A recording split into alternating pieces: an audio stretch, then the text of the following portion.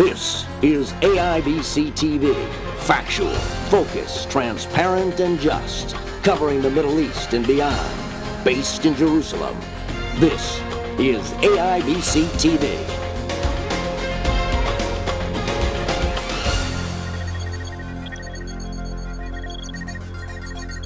Hello, I'm Tom Weiss. This is AIBC-TV News. Breaking story at this hour on the Iranian front. The United States said it has serious concerns that Iran is deliberately trying at a minimum to preserve a nuclear weapons option. Glenn Davies, Washington's chief envoy to the International Atomic Energy Agency, also warned that the latest report by the nuclear watchdog shows that Tehran is either very near to or already in possession of enough low-enriched uranium to produce one nuclear weapon, if the decision were made to further enrich it to weapons grade. This ongoing enrichment activity moves Iran closer to a dangerous and destabilizing possible breakout capacity, Davis told the agency's 35-nation Board of Governors. The latest agency report reveals that Iran now has a minimum of 1,430 kilograms of low-enriched uranium hexafluoride.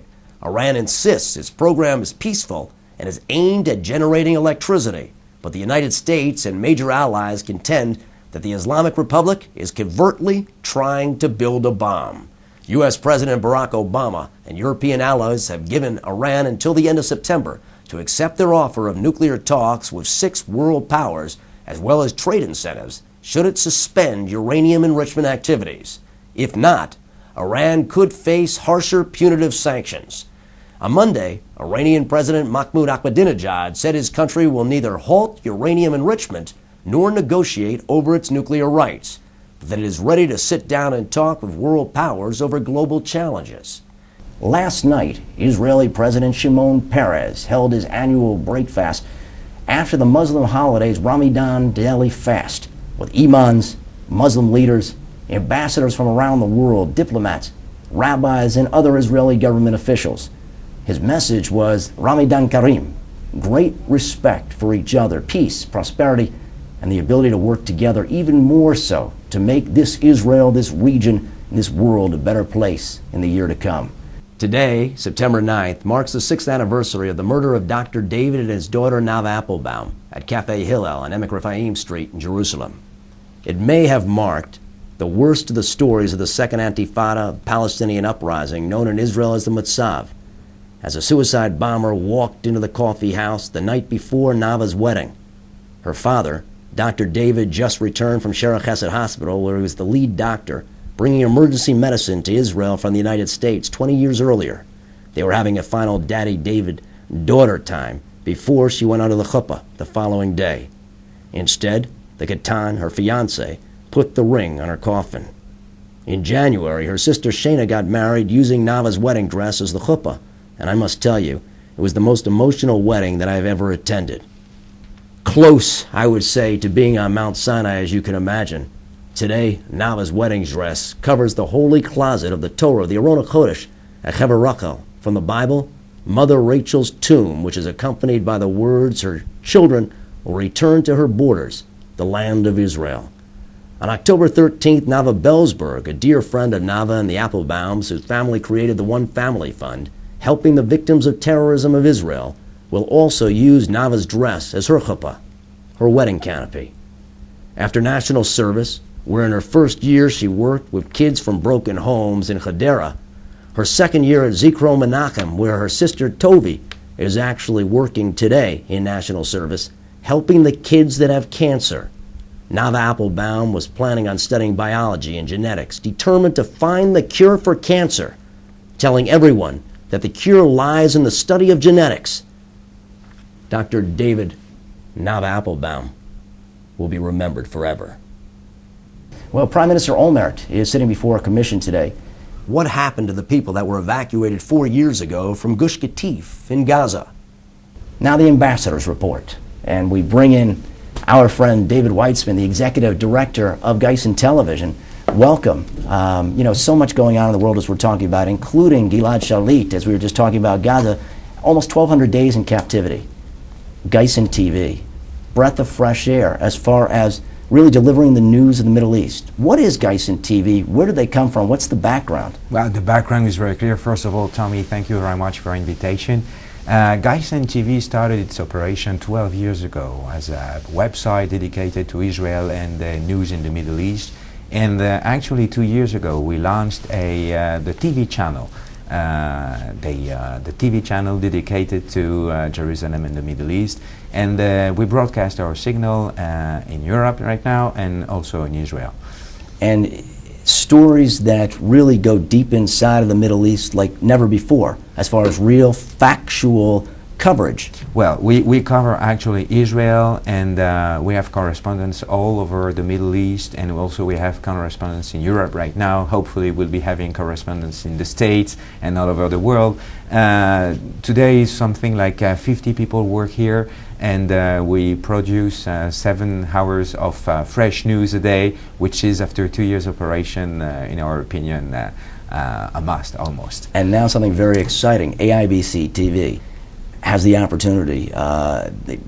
Geisen has made the decision that it's extremely important to be able to broadcast to the world in English, because yes, that is course. the economic language, the language that the world... The whole idea, well, first of all, we decided to broadcast in French since the operation started in French, and since there's a huge lack in French-speaking countries about the Middle East, so we wanted actually to face it.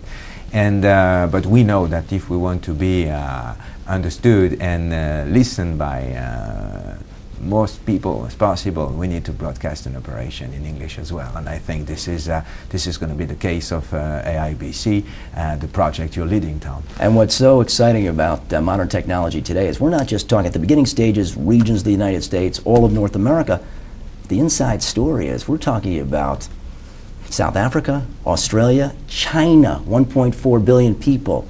India as well. It's incredible stuff, because economically, and the people that are in high tech and advanced, their lives and the lives of their people, the leaders, now have the opportunity to go inside and see the stories based out of Jerusalem throughout the Middle East. Well, what we want to do here through Geisen, or this English project, we want actually to understand to the world that it is possible to have a voice, a moderate voice, coming from the Middle East. This is not the case. Our competitors, other channels here in Jerusalem, sometimes or often actually don't describe facts as we can notice them on the ground.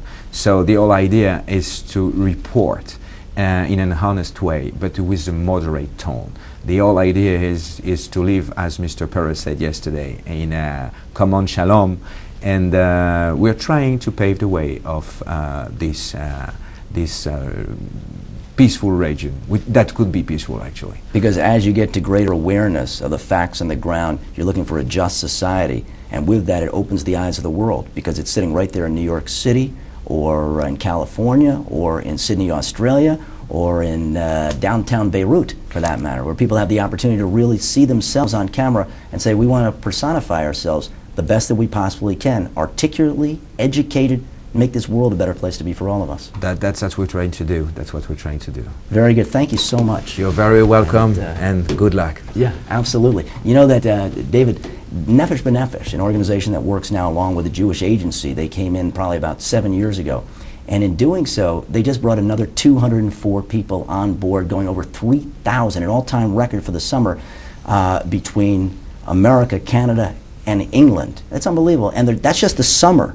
They're looking at almost 4,000 people for the year itself, which is really something.